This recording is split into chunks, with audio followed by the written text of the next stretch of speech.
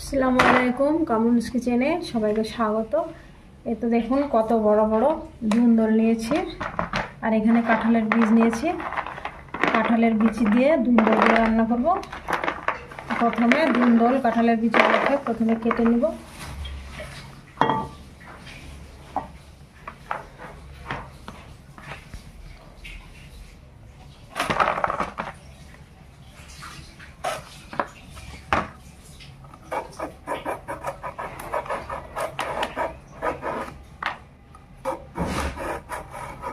কাঁঠালের বীজ দিয়ে ধুন্দল খেতে ভালোই লাগে।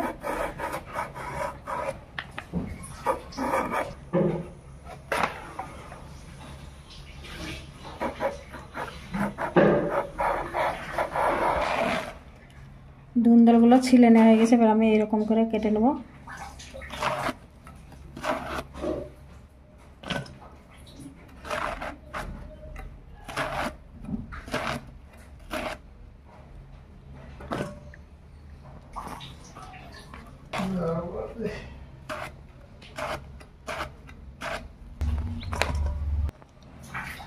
ধুন্দলগুলোকে কেটে নিয়েছি, এবার কাঁঠালের বীজ কিছুটা কেটে নেব।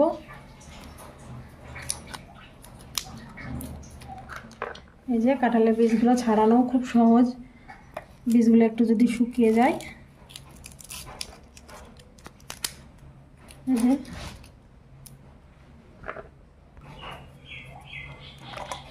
এই যে আমি কিছুটা কাঁঠালের বীজও কেটে নিয়েছি, এতে আমার হয়ে যাবে।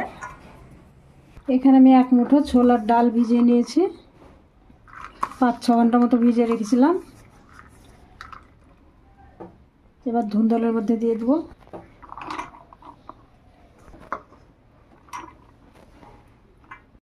আর দিয়ে দেবো সরিষার তেল।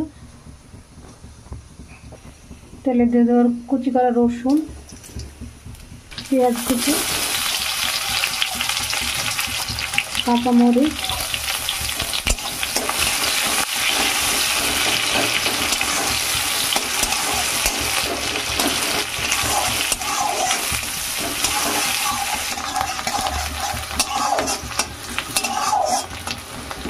পেঁয়াজ মরিচগুলো একটু ভেজে নিয়েছি, রসুন। এবার আমি দিয়ে দেবো এগুলো সব আমি একসঙ্গে দিয়ে দিলাম। এবার লবণ, হলুদ, জিরে ধনিয়ার গুঁড়ো, এবার একসঙ্গে খুব ভালো করে মশলার সঙ্গে কষিয়ে নেব। এটাতে আমি এখন পানি দেবো না, এতে পানি বাড়াবে, আগে ভালো করে কষিয়ে নেব, তারপরে পানি দেবো।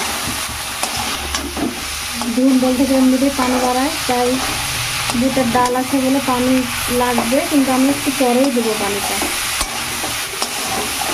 আমি কমিয়ে ঢাকা দিয়ে রেখেছি, দেখুন কত পানি বেরিয়েছে। ধুন্দলে পানি না দিলেও হয়তো চলে যাবে, দেখুন কতটা পানি বেরিয়েছে। যারা ঝোল খেতে যান তারা পানি দিতে পারেন, কিন্তু আমার এখানে পানির প্রয়োজন নেই বলে মনে হচ্ছে। দেখুন অনেকটা পানি। কাঁঠালের বিচিগুলো প্রায় সেদ্ধ হয়ে গেছে।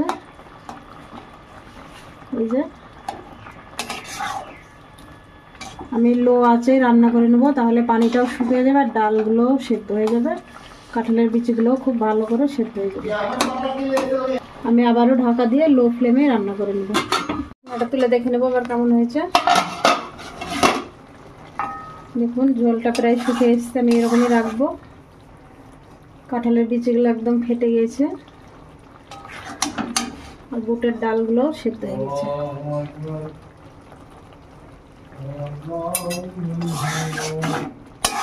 এবার একটু ভাজা মশলার গুঁড়ো দিয়ে নামিয়ে নেব। সামান্য একটু দিয়ে দেবো ভাজা মশলার গুঁড়ো।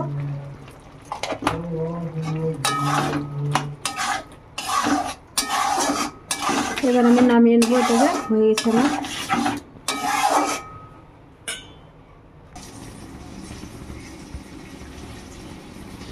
দেখুন ধুন্দলের তরকারিটা হয়ে গেছে। ভিডিওটি যদি ভালো লেগে থাকে লাইক, কমেন্ট, শেয়ার আর দয়া করে চ্যানেলটাকে সাবস্ক্রাইব করে দেবেন। পাশে থাকা বেল বাটনটি টিপে দেবেন। আপনারা সবাই ভালো থাকবেন, সুস্থ থাকবেন। আল্লাহ হাফেজ।